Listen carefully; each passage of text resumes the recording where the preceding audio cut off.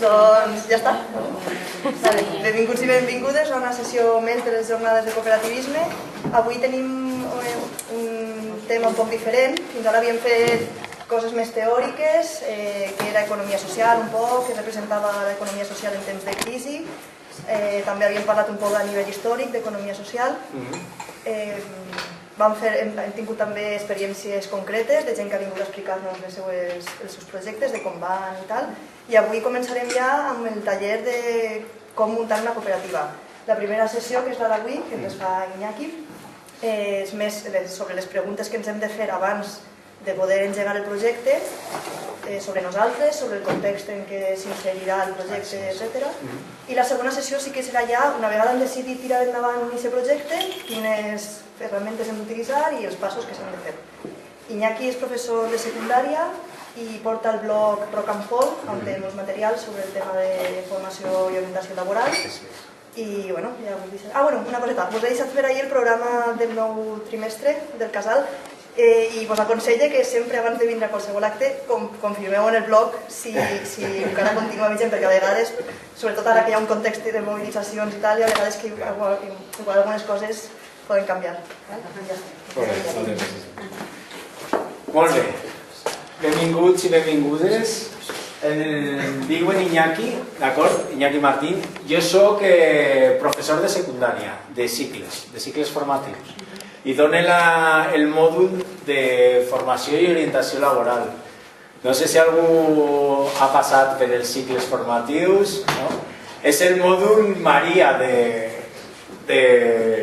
la formació professional, és a dir, quan tu vols ser cambrer o vols ser cuiner o vols ser mecànic, el que t'agrada és treballar amb els motors o treballar amb les begudes o cuinar, però en tots els mòduls es dona formació i orientació laboral, que és com trobar feina, el mercat laboral, medi ambient, saber treballar entre persones. I hi ha un mòdul també que és el d'iniciativa emprenedora.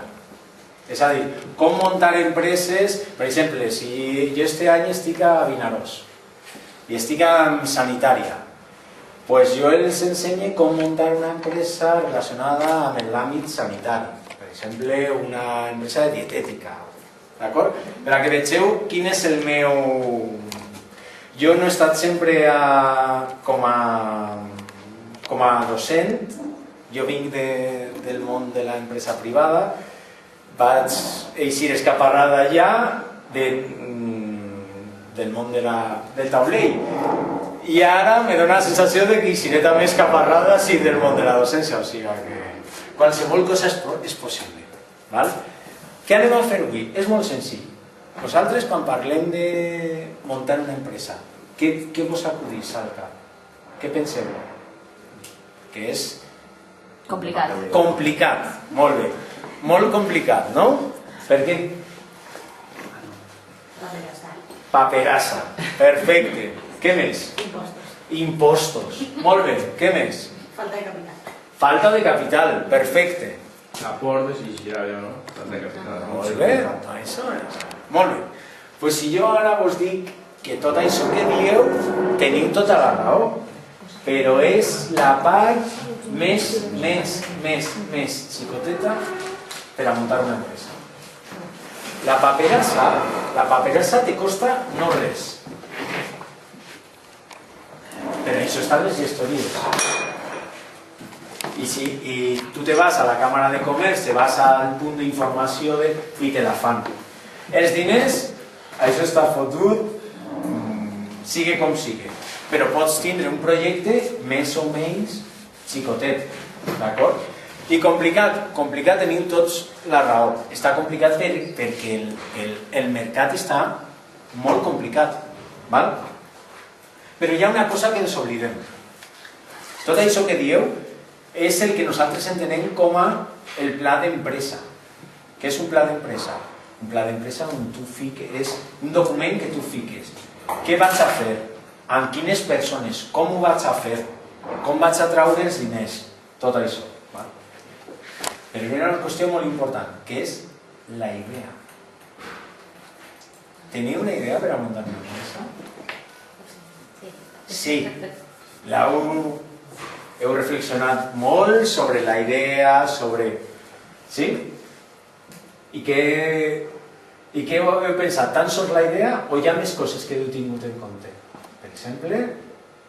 Home, està funcionant, no? Està funcionant, molt bé. I heu tingut en compte vosaltres, no? La idea, la competència, l'entorn, els recursos, tot això, veritat? Doncs això és el que anem a veure avui. Si vos pareix bé, el que farem serà... A mi m'agrada que parleu vosaltres, i jo que parle menys.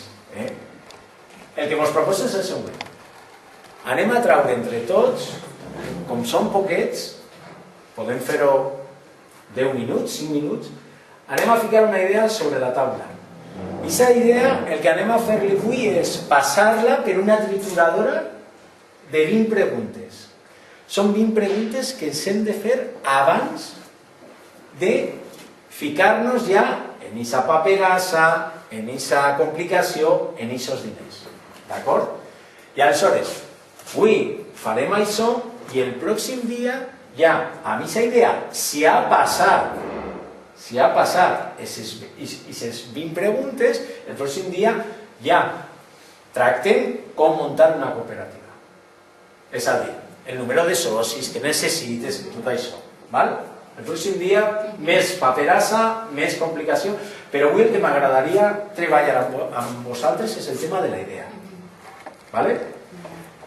A veure, idees. Teniu... Podeu parlar, així... Bueno, és un poquet disperso encara. No. Sí, però endavant. És una cooperativa que sigui agrícola i artesana. No només en productes cultivables habituals, sinó també, per exemple, en productes que donen al bosc, bolets diferents. Plantes, no? Plantes, també. Molt bé. El que antigament se menjava, que avui dia ha caigut en desús, o sigui, fruits del bosc, pròpiament. Sí. Pues tant lliçó i coses d'estes comercials d'això. I després també artesania en fusta. Vale. O sigui, diverses artesanies. O sigui, un poquet... Un poc de tot. Tornar enrere... Això és. Això he llegit que està tornant. Sí. Està tornant. I aquests oficis que estaven oblidats, això ara ja demanda d'això. Molt bé. Algun altre? No tingueu, o sigui, no, encara que gravem això, no anem a utilitzar-la i girem d'ací i la ficarem.